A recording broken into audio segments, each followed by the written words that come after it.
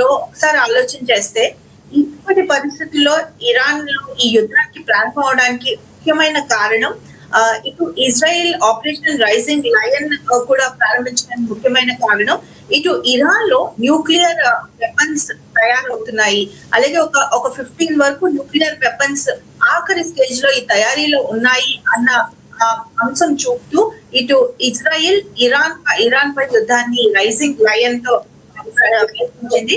అయితే దీనికి United states of America చాలా రోజుల నుంచి ఇదే విషయంపై ఇరాన్ తో చర్చలు జరుపుతూ వస్తుంది. అయితే ఇటు ఇరాన్ తో చర్చలు జరుగుతుంది, పక్క అమెరికా ఇటు ఇజ్రాయిల్ తో కూడా ఈ చర్చలు జరుపుతూ వస్తున్నటువంటి పరిస్థితి. అంటే దీనికి ఆధారంగానే 13th జూన్ లోని ఈ ఆపరేషన్ రైజింగ్ లయన్ అని ఇరాన్ లోని న్యూక్లియర్ వెపన్స్ ఎక్కడైతే ఉన్నాయో అలాగే మిగిలిన న్యూక్లియర్ మెటీరియల్ కానీ వీటిపై దాడి చేయడం ప్రారంభించింది ఇరాన్. అయితే ఈ రోజుకి నియర్లీ 8 days అయింది ఈ యుద్ధం ప్రారంభమై. రెండు దేశాలు ఇటు ఇజ్రాయిల్ కానీ అలాగే అటు ఇరాన్ కూడా రెండు దేశాలు కూడా తమ కంప్లీట్ పవర్ ని ఈ యుద్ధంలో చూపిస్తున్నాయి. అదే రెండు దేశాలు నియర్లీ ఇటు ఇరాన్ లో 270 మెంబర్స్ చనిపోయినటువంటి పరిస్థితి, అలాగే ఇటు మనం ఒకవేళ ఇజ్రాయెల్ 70 మెంబర్స్ చనిపోయినటువంటి పరిస్థితి. అయితే ఇప్పుడు ఉన్నటువంటి ఈ పరిస్థితుల్లో ఇస్లామిక్ రెవల్యూషన్ తరహాలో అరబ్ నేషన్స్ అన్ని ఇరాన్ కి సపోర్ట్ చేస్తాయా అన్న అంశం మనం ఒక్కసారి ఆలోచన చేయాల్సి ఉంటుంది. అయితే ఇప్పుడు ఉన్నటువంటి ఈ ఇరాన్ ఎకనామిక్ సిచ్యువేషన్ ఏ విధంగా ఉందో ఒక్కసారి ఆలోచన చేస్తే ముందుగా ఇప్పుడున్నటువంటి ఇరాన్ లోని ఎకనామిక్ సిచ్యువేషన్ అంటే దాని ఆర్థిక పరిస్థితి ఏ విధంగా ఉంది, ఈ ఇరాన్ యొక్క ఆర్థిక పరిస్థితి ఇప్పుడు మొత్తం ఇరాన్ హిస్టరీలో చూసుకుంటే ఒక వీకెస్ట్ సిచ్యువేషన్ లో ఉన్నటువంటి పరిస్థితి. దానికి మరొక కారణం 2018లో ఇటు ఇరాన్ పై అమెరికా విధించిన ఆర్థిక ఆంక్షలు. ఈ అమెరికా ఆర్థిక ఆంక్షలతో ఇరాన్ తన దగ్గర ఉన్న ఆయిల్ ఎక్స్పోర్ట్స్ కూడా బయట దేశాలకు బయట కంట్రీస్ తను సేల్ చేయలేనటువంటి పరిస్థితిలో ఇప్పుడు ఉన్నటువంటి ఇరాన్ ఉన్నది. దానికి ముఖ్యమైన రీజన్ ఏంటంటే 2015లో ఒక joint plan of action committee అని ఇరాన్ అలాగే మిగిలిన 6 వెస్టర్న్ కంట్రీస్ కలిసి ఈ జాయింట్ ప్లాన్ ఆఫ్ యాక్షన్ లో ఇరాన్ సైన్ చేసింది. ఈ జాయింట్ ప్లాన్ ఆఫ్ యాక్షన్ ఆధారంగా ఇరాన్ ఎలాంటి న్యూక్లియర్ వెపన్స్ యొక్క తయారీ కానీ మ్యానుఫ్యాక్చరింగ్ కానీ చేయకూడదు అన్నటువంటి షరతు ఉంది. అయితే 2018లో ట్రంప్ లీడర్ అంటే ప్రెసిడెంట్ గా అమెరికన్ ప్రెసిడెంట్ గా ఉన్నప్పుడు పరిస్థితిలోనే ఇరాన్ దీనికి కంప్లైన్స్ అవ్వట్లేదు అని వాలంటరీగా ట్రంప్ తాను బయటికి వచ్చేసినటువంటి పరిస్థితి. ఆ తర్వాత ఇరాన్ పై ఆర్థిక ఆంక్షలు పెట్టారు. ఇక్కడ ఒక్కసారి మన దేశం కూడా ఇరాన్ నుంచి మన ఆయిల్ అవసరాలకు నియర్లీ 10% ఆఫ్ ఆయిల్ మనం ఇరాన్ నుంచే కొనుగోలు చేసినటువంటి పరిస్థితి ఆ రోజుల్లో ఉండేది. అయితే ఇప్పుడు మనం ఇరాన్ నుంచి ఏ విధమైన ఆయిల్ ఇంపోర్ట్స్ కూడా చేసుకోలేనటువంటి పరిస్థితి. కాబట్టి ఇరాన్ ఇప్పుడు ఉన్నటువంటి ఎకనామిక్ సిచ్యువేషన్ లో కంప్లీట్ గా ఆర్థిక పరిస్థితి అంత వీకెస్ట్ గా ఉన్నటువంటి సిచ్యువేషన్. అలాగే ఇరాన్ లో ఇప్పుడున్నటువంటి పరిస్థితుల్లో ఇంటర్నల్ గా కూడా ప్రజలు చాలా అసంతృప్తిగా ఉన్నారు. కూర్తు వంటి ప్రాంతాల్లో ప్రజల యొక్క తిరుగుబాటులు జరుగుతున్నాయి. కాబట్టి ఇంటర్నల్ గా కూడా ఇరాన్ కు టెన్షన్ వాతావరణం కనిపిస్తుంది. అలాగే ఇరాన్ కు చాలా సార్లు ఇరాన్ ఎప్పుడైతే యుద్ధం చేసిందో ఇరాన్ డైరెక్ట్ గా యుద్ధం చేసే కన్నా తన ప్రాక్సీస్ పై ఆధారపడడం ఇరాన్ జరుగుతున్నటువంటి పరిస్థితి. ఇరాన్ యొక్క ప్రాక్సీస్ గా గనుక మనం ఒకసారి ఆలోచన చేస్తే ఇటు పాలస్తీనాలో హమాస్ ఇరాన్ కు సపోర్టివ్ గా యుద్ధం చేసేది, అలాగే లెబనాన్ లో హెజబుల్లాస్ కానీ, అలాగే ఇటు యెమెన్ లో హైతీస్ కానీ, అలాగే ఇటు సిరియన్ గవర్నమెంట్ అప్పుడు ఉన్నటువంటి సిరియన్ గవర్నమెంట్ బషీర్ కూడా, అలాగే షియా మిలిటెంట్స్ కానీ వీళ్ళందరూ ఇరాన్ కు ఒక ప్రాక్సీస్ గా సపోర్ట్ ఇండైరెక్ట్ గా యుద్ధం చేస్తూ సపోర్ట్ అందించే పరిస్థితి మనకు కనిపించేది.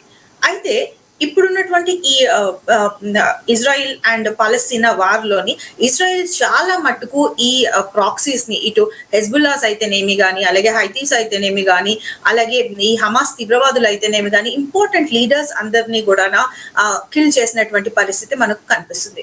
కాబట్టి ఇక్కడ ఇరాన్ కు తన ప్రాక్సీస్ సపోర్ట్ కూడా లభించట్లేదు.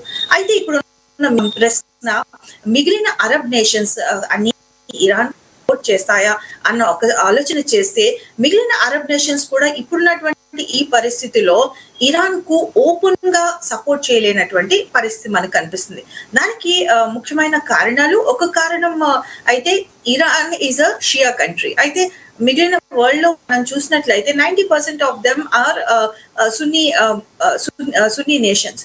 సో ఇది ఒక కారణం. అయితే మరొక కారణం ఈ పరిస్థితిలో ఇరాన్ ని డైరెక్ట్ గా సపోర్ట్ చేస్తూ ఇరాన్ యొక్క కాన్ఫ్లిక్ట్ తమ దేశాలపై తెచ్చుకునే పరిస్థితి మిగిలిన అరబ్ నేషన్స్ కు డైరెక్ట్ గా లేనటువంటి పరిస్థితి. అయితే యుఏఈ వంటి దేశాలు ఒక యునైటెడ్ స్టేట్స్ ఆఫ్ అమెరికాతో అలాగే రష్యాతో తమ మీడియేషన్స్ ను ప్రారంభించినటువంటి పరిస్థితి. అలాగే ఇటు రష్యా గాని చైనా గాని మిగిలిన దేశాలు, అటు పాకిస్తాన్ గాని సిరియా గాని ఈ సపోర్ట్ చేస్తాయా అన్న ఒక ఆలోచన చేస్తే, రష్యా మిలిటరీ ఎక్విప్మెంట్ గాని వెపన్స్ సపోర్ట్ గాని అందిస్తున్నటువంటి పరిస్థితి. అలాగే రష్యా చైనా కూడా ఈ ఇరాన్ అండ్ ఇజ్రాయెల్ వార్ కి సంబంధించి చర్చలు కొనసాగిస్తూ వస్తున్నారు. అలాగే ఇటు యుఏఈ వంటి దేశాలతో కూడా ఇరాన్ కి ఒక మీడియేషన్ చేస్తూ ఈ వార్ ని ఆపాలనే చర్చ కూడా జరుగుతున్నటువంటి పరిస్థితి. అలాగే ఇందాక మనం చెప్పుకున్నట్టు ఇటు పాకిస్తాన్ తో కూడా అమెరికా తన చర్చలు కొనసాగిస్తుంది. ముఖ్యంగా ఒకవేళ అమెరికా కానీ డైరెక్ట్ గా కాన్ఫ్లిక్ట్ లో ఇప్పటి వరకు indirect weapons and other support అందిస్తుంది. డైరెక్ట్ గా కనుక ఈ కాన్ఫ్లిక్ట్ లో పాల్గొనవలసి వస్తే అది పాకిస్తాన్ యొక్క ఎయిర్ బేస్ ని కానీ లేదంటే సిరియన్ యొక్క ఎయిర్ బేస్ ని కానీ ఉపయోగించుకోవాలనే ఆలోచన ఇక్కడ కనిపిస్తుంది. కాబట్టి డైరెక్ట్ గా మిగిలిన దేశాలు ఈ అరబ్ ఇప్పుడు జరుగుతున్నటువంటి ఈ ఇజ్రాయిల్ అండ్ ఇరాన్ వార్ లో పాల్గొనడానికి అంత డైరెక్ట్ గా రావు. బట్ ఇండైరెక్ట్ సపోర్ట్ అయితే కొన్ని దేశాలు చేయొచ్చు. అలాగే ఇండైరెక్ట్ గా ఇటు సిరియాతో కానీ అలాగే పాకిస్తాన్ తో కానీ అలాగే మిగిలిన ఇండోనేషియాతో కానీ మిగిలిన దేశాలతో చూపించడానికి చాలా రోజుల నుంచి ఇరాన్ వెపన్స్ యొక్క ఎక్విప్మెంట్ చేస్తూ వస్తుంది. అలాగే ఇప్పుడున్నటువంటి పరిస్థితుల్లో న్యూక్లియర్ వెపనైజేషన్ కోసం కూడా తన సుప్రిమసీ కోసం వెపనైజేషన్ కూడా తయారు చేస్తుంది అన్న పరిస్థితికి వచ్చింది. కాబట్టి ఇండైరెక్ట్ గా ఈ వార్ మరింత పెద్దదిగా కాకపోవచ్చు, బట్ ఇండైరెక్ట్ గా ఈ ఇరాన్ కు మిగిలిన దేశాలు ఇటు రష్యా గాని అలాగే మిగిలిన దేశాల యొక్క సపోర్ట్ ఉండొచ్చు. కానీ డైరెక్ట్ గా ఇరాన్ తో పాటుగా వారిలోని పాల్గొనడానికి మిగిలిన దేశాలు ఇప్పుడున్నటువంటి పరిస్థితిలో ఆసక్తి చూపలేవు. ప్రధానంగా అంటే ప్రపంచవ్యాప్తంగా ఒక రకంగా భౌతిక యుద్ధాలు జరుగుతున్నాయి. అంటే మనం చాలా వరకు కూడా వాణిజ్య యుద్ధాలు ఈ స్థాయిలో చూసాం మనం. ఎందుకంటే ట్యాక్సులు లేకపోతే రెండు దేశాలకు సంబంధించిన ట్యాక్సులు వేసుకున్నాయి చైనా కానీ అమెరికా కానీ. ఇలాంటి పరిస్థితుల్లో ఇప్పుడు భౌతిక యుద్ధాలు జరుగుతున్నాయి. చాలా వరకు చూసుకుంటే అక్కడ ఉన్నటువంటి సంపద నాశనం అయిపోతుంది, ప్రజలు ఇబ్బందులు పడుతున్నారు, దేశాలకు ఉన్నటువంటి అవసరాలు లేకపోతే మిగతా కారణాల కోణంలో చూసుకుంటే అసలు ఎందుకు యుద్ధాలు జరగడానికి ఉన్నటువంటి పరిస్థితులు ఎలా ఉండబోతున్నాయి అంటారు భౌతిక యుద్ధాలకు సంబంధించి? చూస్తే ఇప్పుడు చూసినటువంటి పరిస్థితిలో డైరెక్ట్ గా మనకు ఒక 3 వార్స్ జరుగుతున్నాయంటే, ఒక పక్క రష్యా ఉక్రెయిన్ వార్ జరుగుతూనే ఉంది. అలాగే ఇజ్రాయిల్ కూడా ఇటు పాలస్తీనాతో పోరాడుతూనే అలాగే ఇరాన్ తో కూడా మనం వార్ చూస్తున్నటువంటి పరిస్థితి. అయితే ఇప్పుడు ఈ ఇరాన్ అండ్ ఇజ్రాయిల్ వార్ రావడానికి ముఖ్యమైన కారణం ఇరాన్ ప్రస్తుతం ఉన్నటువంటి వీకెస్ట్ సిచ్యువేషన్ లోనే కంప్లీట్ గా